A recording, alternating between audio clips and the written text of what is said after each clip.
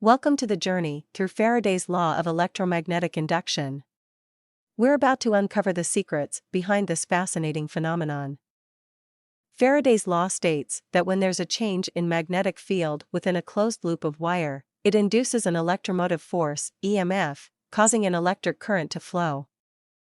This can be mathematically represented by the equation EMF equals N times d phi by dt, where EMF is the electromotive force, phi is the magnetic flux, and dt represents the change in time.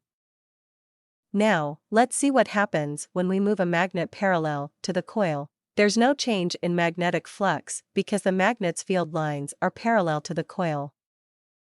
Result: no voltage induced. Now, let's change the magnet's direction and move it perpendicular to the coil. This time, we see a change in magnetic flux as the magnetic field lines cut across the coil. Result: voltage is induced. But what about the direction of the induced current? We can use the right-hand rule to determine the direction. When the magnet moves into the coil, the induced current flows one way, and when the magnet moves out of the coil, the induced current flows the opposite way. This will be covered in detail in next lecture. The induced current in a coil is dependent on the more turns or loops of wire a coil has, the greater the induced current will be.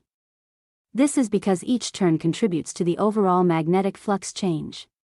When a magnetic field cuts across the coil, it induces a voltage in each turn of the coil, and these voltages add up. In other words, the total induced voltage, EMF, is proportional to the number of turns. The strength of the magnetic field also plays a role. A stronger magnetic field will induce a greater current in the coil, assuming other factors remain constant. According to Faraday's law, the rate at which the magnetic flux changes is a critical factor. If the magnetic field changes rapidly, it induces a larger current in the coil.